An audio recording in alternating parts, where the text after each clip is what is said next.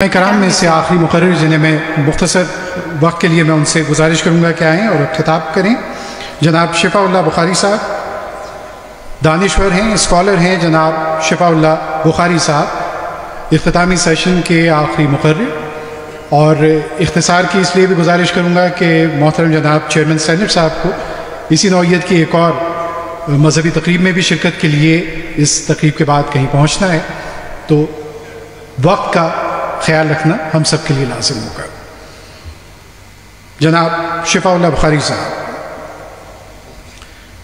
توحید کیا ہے آپ نے کھل کر بتا دیا، بندے کو اس کے ایک خدا سے ملا دیا، ہر ایک شے سے یوں تو ہے ثابت خدا، مگر کیسا خدا ہے آپ نے یہ بھی بتا دیا۔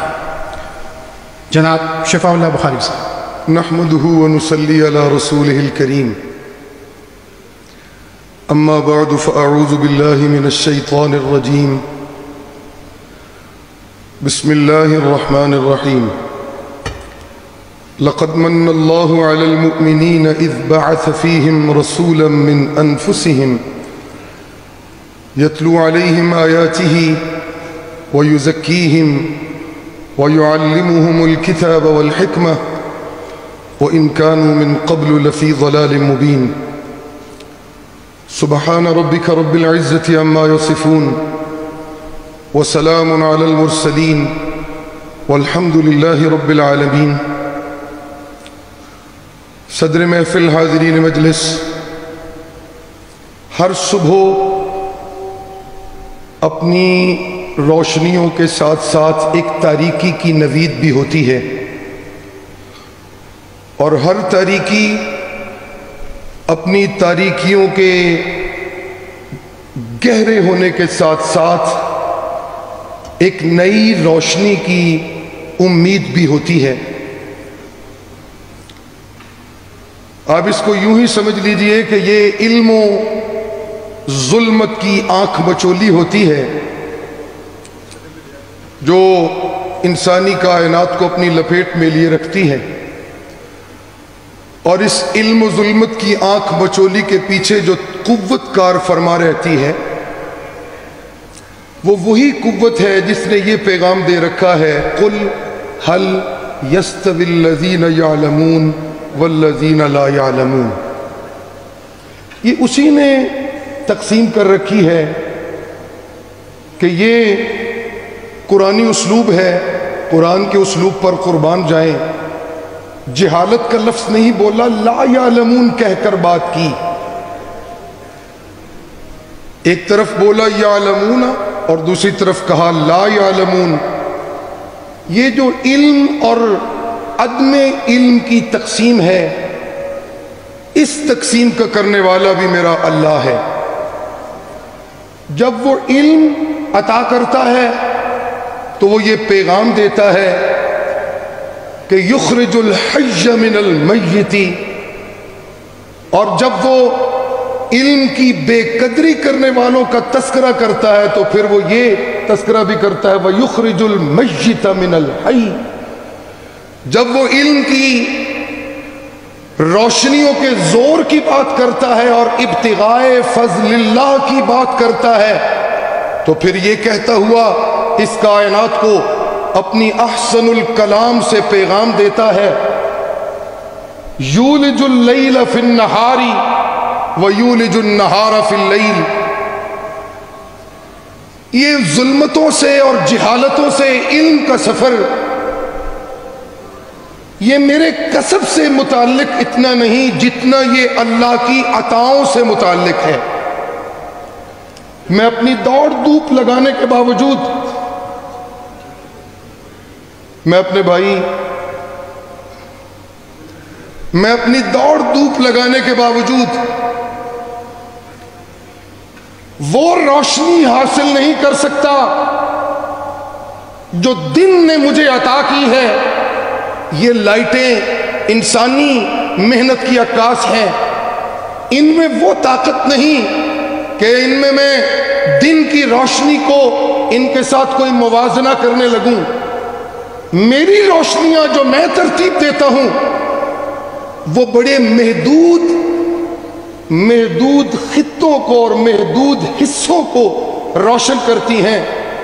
میں اپنی گفتگو میں طوالت و اتناب سے گریز کرتے ہوئے عرض کروں گا، میں روشنیاں ترتیب دوں تو وہ علم جنم لیتے ہیں جو میرے ذہنوں کو روشن کرتے ہیں۔ میں بحیثیت انسان روشنیاں ترتیب دوں تو وہ علم جنم لیتے ہیں جن سے میری عقل روشن ہوتی ہے، دل میں موجود میری ظلمتوں کا خاتمہ نہیں ہوتا۔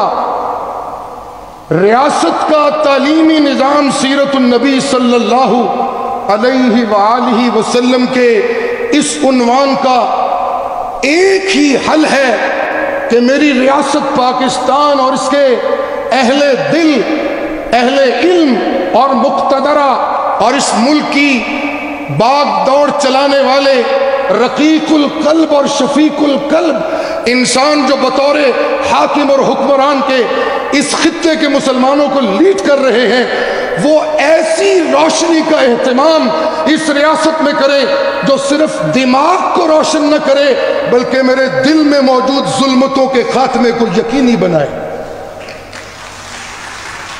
میں عرض کرنا چاہتا ہوں، وقت بہت کم ہے اور بڑی شرمندگی ہونے لگتی ہے مقرر کو جب وہ بات طویل کرتا ہے، اور اس کی بہت اچھی بات بھی وہ پھر بے وزن محسوس ہوتی ہے۔ میں آگے بڑھوں گا۔ مجھے دل کی روشنی درکار ہے۔ بہت ساری قوموں کی تباہی کا قرآن میں تذکرہ ہوا اور فرمایا فَكَأَيِّن مِّن قَرْيَةٍ أَهْلَكْنَاهَا وَهِيَ خَاوِيَةٌ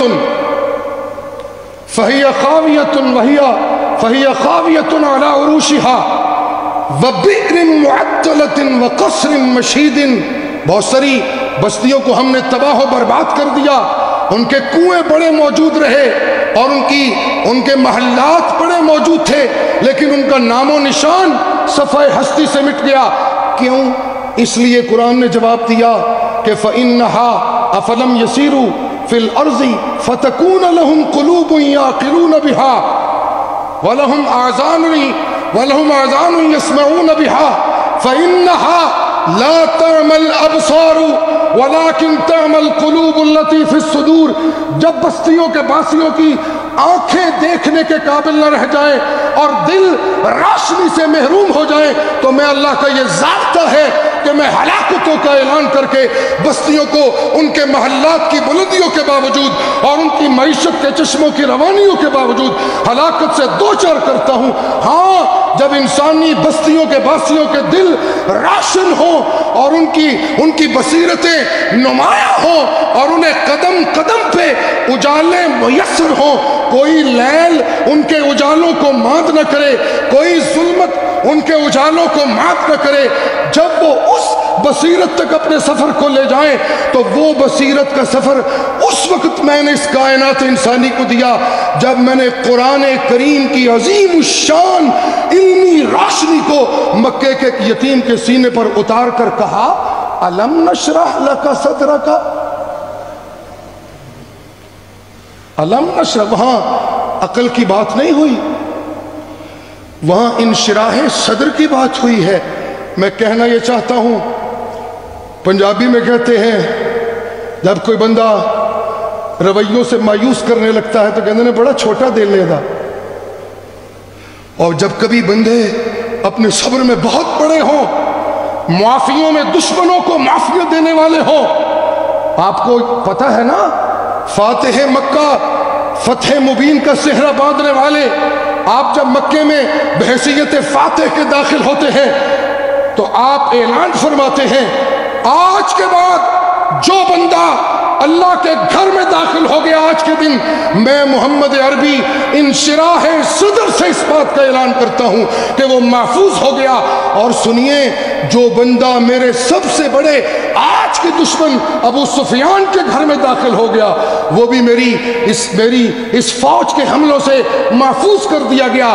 یہ بڑے فن کا مظاہرہ، یہ بڑے حوصلوں کی بات، یہ بڑے صبروں کی بات، یہ دماغ کے روشن ہونے سے جنم نہیں لیتی، یہ دل کے روشن ہونے سے جنم لیتی ہے۔ اور یہ میرا دل روشن تب ہوگا کہ میرا یہ دل قرآن کے علم کا مرکز بن جائے۔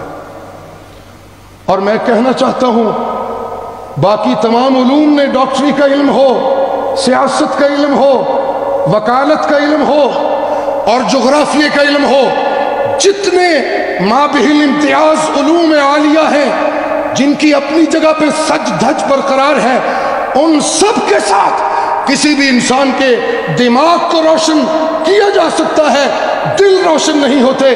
اسی لیے اقبال اس بات پہ احتجاج کرتے ہوئے کہتے ہیں عقل بے مایا امامت کی سزاوار نہیں، عقل بے مایا امامت کی سزاوار نہیں، رہبر ہوں زن و تخمی تو زبوں کار حیات۔ میں اپنے بھائی چودھری سالک کو مبارکباد دیتے ہوئے یہ بھی عرض کرنا چاہوں گا، خدا کرے آپ کو اپنی خاندانی دینی وجاہت کو قائم رکھتے ہوئے یہ جرأت مندانہ فیصلہ کرنا پڑے کہ قرآن مجید کی تعلیم کو نہ صرف نصابی کتب میں ایک ایسا حصہ دے دیا جائے جس سے مدارس بھی اپنے ضمیر کو بظاہر مطمئن کرنے کا دعویٰ کرتے نظر آئیں، مدارس دینیہ، اور نہ ہی مدارس عصریہ میں قرآنی صفحات کو اور آیات کو اور صورتوں کو مختص کر کے کسی نہ کسی ایک ایسے آدمی کے ذمہ لگا دیا جائے۔